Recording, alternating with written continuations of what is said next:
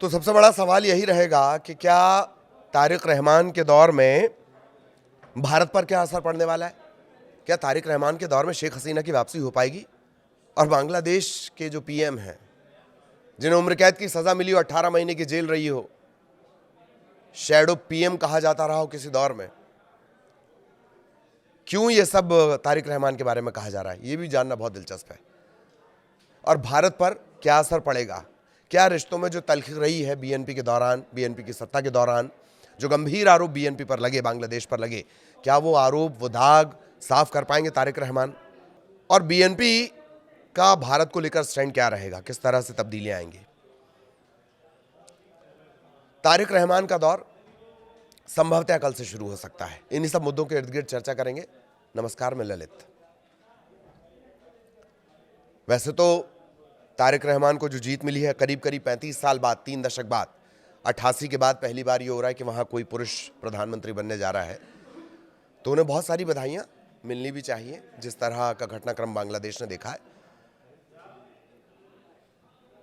Update ये है करीब करीब 208 सीटों पर 300 सदस्यीय वहाँ की व्यवस्था है, संसदीय व्यवस्था है, 300 सीटें हैं और उनमें से करीब 208 पर जो बीएनपी है उसकी लीड बनी हुई है। जिन युवाओं ने मोर्चा खोला था, नेशनल सिटीजन पार्टी बनाई थी एनसीपी, और जिन्होंने शेख हसीना को सत्ता से हटा दिया, उन्हें 2 से 5 सीटें मिली हैं। वो उस भीड़ को वोट में तब्दील नहीं कर पाए। जिन्होंने आंदोलन रचा था वो एकदम दूर है। जमाते इस्लामी करीब करीब 50 सीट, और जमाते इस्लामी का 50 सीट हासिल करना तारिक रहमान के लिए कितनी बड़ी चुनौती होगा, वो भी तब जबकि दोनों के मैनिफेस्टो एकदम अलग अलग हैं। जमाते इस्लामी का ये सबसे बेस्ट प्रदर्शन है, करीब करीब 50 सीटों वाला। पिछली बार उन्होंने चुनाव में हिस्सा लेना ना लेना एकदम बराबर रहा। उससे पहले 2 से 3 सीटें, उसके पहले 18 के करीब सीटें, उसके पहले फिर 2 से 3 सीटें। जमाते इस्लामी का लगभग यही रवैया रहा है। तो कल यानी वैलेंटाइन डे का गिफ्ट सबसे बेहतर अगर किसी को मिल रहा है तो तारिक रहमान को। 18 महीने जेल जाने वाला व्यक्ति, 17 साल का निर्वासन झेलने वाला व्यक्ति की उम्र कैद की सजा पाने वाला व्यक्ति। उम्र कैद की सजा क्यों मिली थी वो भी हम आपको बताएंगे। तो 72 सवाल है, उन सवालों का सिलसिलेवार। 18 महीने की जेल, उम्र कैद की सजा क्यों मिली और 17 साल का निर्वासन क्यों झेलना पड़ा, इन पर भी बात करेंगे। क्या असर पड़ने वाला उसके बारे में भी चर्चा करेंगे। लेकिन तारिक अहमद ने क्यों और किसके लिए कह दिया फ्रेंड यस मास्टर नो, यानी दोस्ती तो मंजूर है, अधिकार नहीं। जानकारों का कहना है कि उन्होंने भारत के लिए कहा है। भारत का प्रभुत्व, भारत का एक तरीके से दबदबा शेख हसीना की सरकार के दौरान रहा है। भारत की ज़्यादातर पॉलिसी शेख हसीना को देखते हुए भारत की पॉलिसीज़ रही हैं। और उसके बाद जब शेख हसीना के प्रत्यर्पण के लिए कहा गया तो भारत ने इनकार कर दिया। हालांकि दोनों देशों के बीच प्रत्यर्पण संधि है, पर भारत ने इसके अपवाद गिनाए कि राजनीतिक कारणों से निर्वासन और उस स्थिति में प्रत्यर्पण के लिए बाध्यता नहीं है। तो अब आगे वो क्या करेंगे, तारिक रहमान कैसे संबंध बनाएंगे। अभी तक तो बड़े सकारात्मक संदेश दिख रहे हैं, भारत की तरफ से भी बहुत सकारात्मक संदेश हैं। बाकायदा उन्हें बधाई संदेश दिया गया, उन्होंने उसे बहुत अच्छे से स्वीकार भी किया है। लेकिन ये कहना फ्रेंड यस मास्टर नो, ये बताता है कि विदेश नीति को किस तरीके से साधने की कोशिश तारिक रहमान कर रहे हैं। उम्र कैद की भी सजा उन्हें सुनाई गई थी। ये 2004 का वक्त है, 21 अगस्त 2004 ढाका में शेख हसीना की रैली पर ग्रेनेड हमला हुआ था, 24 लोगों की मौत हुई थी। तब बीएनपी की सरकार थी, इसी पार्टी की सरकार थी, खालिदा जिया की सरकार थी। और 2018 में विशेष अदालत में गैर मौजूदगी में, अनुपस्थिति में ही इन्हें आजीवन कारावास की सजा सुनाई थी। हालांकि बाद में 2024 में जिस तरह का घटनाक्रम हुआ, शेख हसीना को जाना पड़ा, उसके बाद जो मामला है ये सभी मामलों से दोषमुक्त सिद्ध हुए। यही वो घटनाक्रम है। मास्टरमाइंड इन्हें बताया गया था। ढाका की रैली में ग्रेनेड हमला जो हुआ था उसका मास्टरमाइंड तारिक रहमान को बताया गया। अदालत ने दिसंबर 2024 में सभी दोष जो थे या जो इनके ऊपर आरोप लगे थे, एलिगेशंस लगे थे, जो सजा इन्हें दे दी गई थी, वो सब रद्द कर दिया और फिर इन्हें बाइज्जत बरी किया। कानूनी तौर पर तारिक रहमान अब पूरी तरह बरी हैं। जैसे कि हमने आपको बताया, 35 साल बाद ये पुरुष प्रधानमंत्री मिलेगा। 1988 में काजी जफर अहमद ये प्रधानमंत्री थे और 1991 से 2024 तक दो लोगों का दबदबा रहा, एक शेख हसीना, एक खालिदा जिया, इन्हीं का दबदबा रहा है। अन्य राजनीतिक दलों की बात कर ली जाए, नेशनल सिटीजन पार्टी, छात्र नेतृत्व जिन्होंने किया था, जिन्होंने इस पूरे आंदोलन को मूव किया, जिन्होंने सत्ता को उखाड़ फेंका, उन्हें 2 से 5 सीटें मिलने की बात कही जा रही है। जमाते इस्लामी का प्रदर्शन, उनका गठबंधन भी था, करीब करीब 70 सीटों पर गठबंधन के साथ, और इंडिविजुअल उनका प्रदर्शन 50 के आसपास, यानी एक मजबूत विपक्ष तारिक रहमान का इंतजार कर रहा है। क्या क्या है वो मसले जिस पर पेंच फंसेगा? शेख हसीना का प्रत्यर्पण। जब से शेख हसीना सत्ता से हटाई गई हैं, उसके बाद वो भारत में रही हैं, बार बार प्रत्यर्पण की मांग हुई, हवाला भी दिया गया। नवंबर 2025 में उन्हें मौत की सजा भी सुनाई जा चुकी है। क्या तारिक रहमान की प्रायोरिटी है कि वो शेख हसीना को वापस बांग्लादेश लेकर जाए, बांग्लादेश लाएंगे? ये एक बड़ा सवाल रहेगा। पूर्वोत्तर भारत की सुरक्षा, ये एक बड़ा इफेक्ट रहेगा, क्योंकि बीएनपी की सरकार जब भी रही है, गंभीर आरोप लगे हैं। एक, पाकिस्तान से कनेक्शन के आरोप, दूसरा, आतंकियों से सीधे रिश्ते होने के आरोप, चौथा, उग्रवादियों को सपोर्ट करने के, और पूर्वोत्तर में अशांति फैलाना, उपद्रव फैलाना, दंगा फैलाना, ये आरोप बीएनपी पर लगे हैं। लेकिन क्या तारिक रहमान इंडिविजुअली इस पर सोचेंगे? कनेक्टिविटी और ट्रांजिट, अवामी लीग के समय भारत को मिले ट्रांजिट और कनेक्टिविटी अधिकारों को बीएनपी के द्वारा समीक्षा की जा सकती है। बीएनपी ने गुप्त समझौतों को रद्द करने की बात कही है। भारत के पूर्वोत्तर राज्यों के लिए माल परिवहन जो चलता है, ट्रांसपोर्टेशन चलता है, उसको ये इफेक्ट करेगा। चीन का बढ़ता प्रभाव, एक नदी है तीस्ता, तीस्ता को लेकर बांग्लादेश और भारत के बीच जल बंटवारे को लेकर विवाद है। इसी तीस्ता पर प्रोजेक्ट कौन कर रहा है? चाइना। चाइना छोटे निवेश नहीं करता, छोटे मुल्कों को बड़े निवेश से फंसाता है और लॉन्ग टर्म निवेश से फंसाता है, और वही उसने बांग्लादेश के साथ भी किया है। और पाकिस्तान से भी उसके अच्छे ताल्लुकात हैं, और भारत के दोनों देशों के साथ किस तरीके के ताल्लुकात हैं, ये एक बड़ी चुनौती। भारत पर असर की बात अगर की जाए, व्यापारिक संबंध, भारत और बांग्लादेश के बीच सालाना $14 अरब का व्यापार है। भारत का करीब करीब $10 अरब का व्यापार अधिशेष है।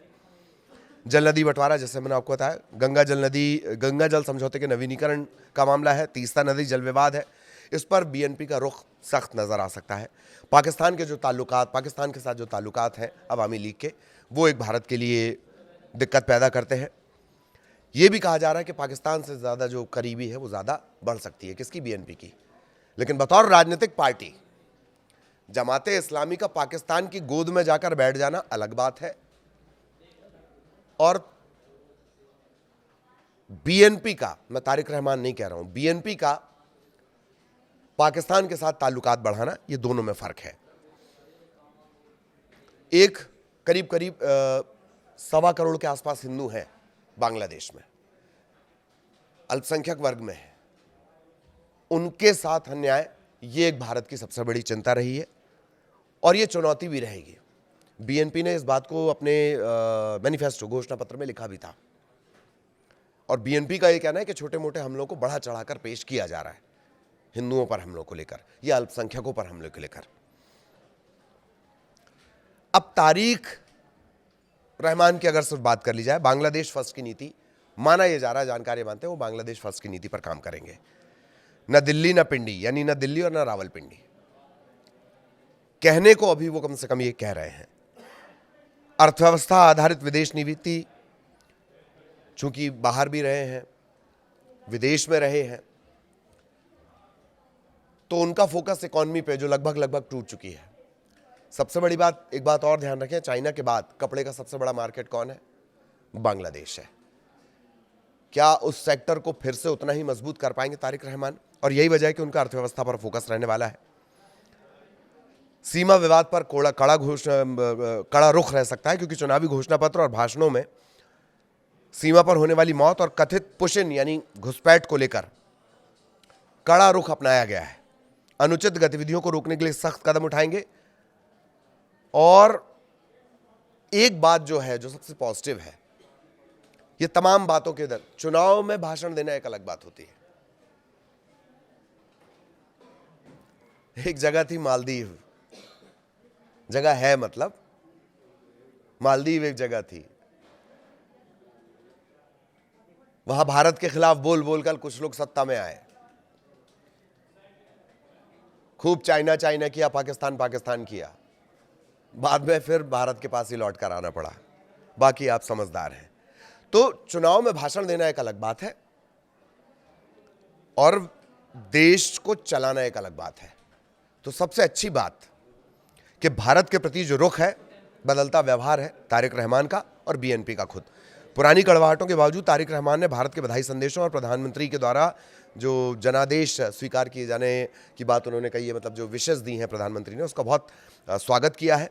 वे भारत के साथ बिगड़े हुए रिश्तों को सुधारने को अपनी प्राथमिकताओं में शामिल कर रहे हैं। यही सबसे मौलिक और सबसे अच्छी बात जो दोनों देशों के हितों में होगी।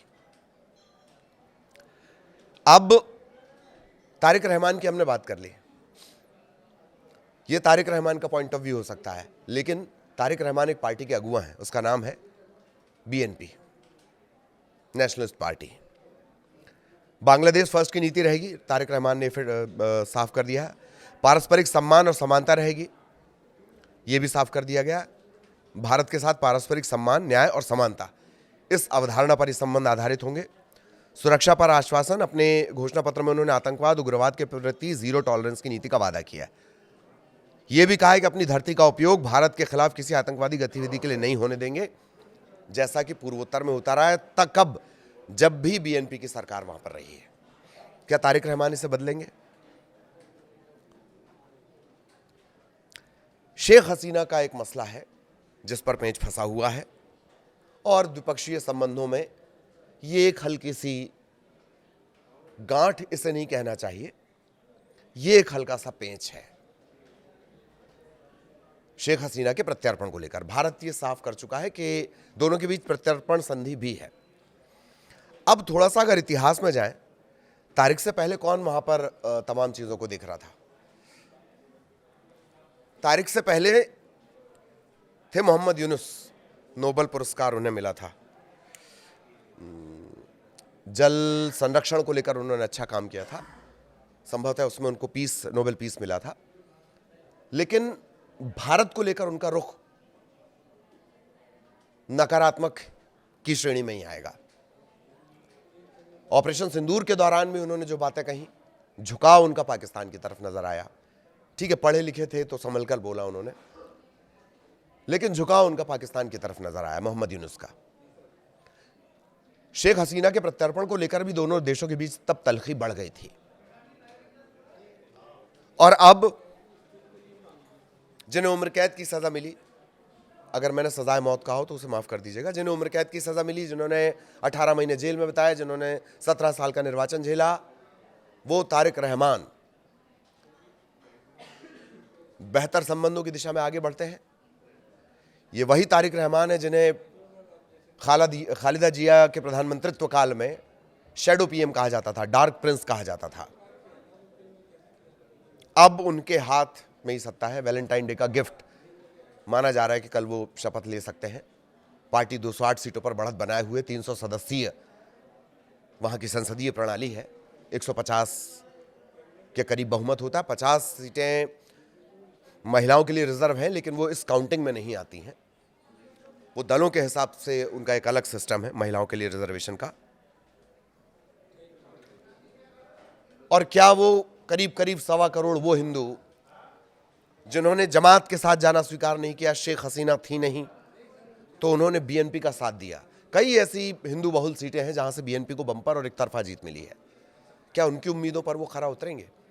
सवाल बहतेरे हैं। एक बार फिर तारिक रहमान को बधाई कि वो प्रधानमंत्री बनने जा रहे हैं, लगभग बनने जा रहे हैं, और कल उनका शपथ ग्रहण समारोह हो सकता है। भारत पर उनका असर क्या रहेगा, किस तरह के पॉइंट्स रहेंगे, मैंने पॉइंट टू पॉइंट आपके लिए मैंने आपको बताए हैं। पूर्वोत्तर का विवाद एक मसला रहेगा, शेख हसीना का प्रत्यर्पण, लेकिन पॉजिटिव रुख तारिक रहमान की तरफ से आया है भारत को लेकर। और भारत के बिना चला नहीं जा सकता, आजू बाजू के बारे में तो पढ़ते वो भी होंगे।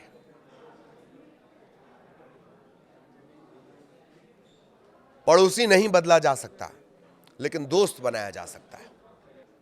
तो अब भारत पर असर क्या होगा, इसको लेकर भी हमने बातचीत कर ली।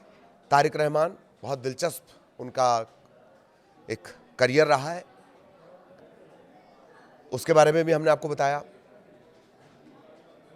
बीएनपी का क्या रुख हो सकता है, क्योंकि तारिक रहमान अलग है, बीएनपी अलग है। अलग तब जबकि पार्टी ने एक व्यक्ति यानी तारिक रहमान को अपना नेता चुना है।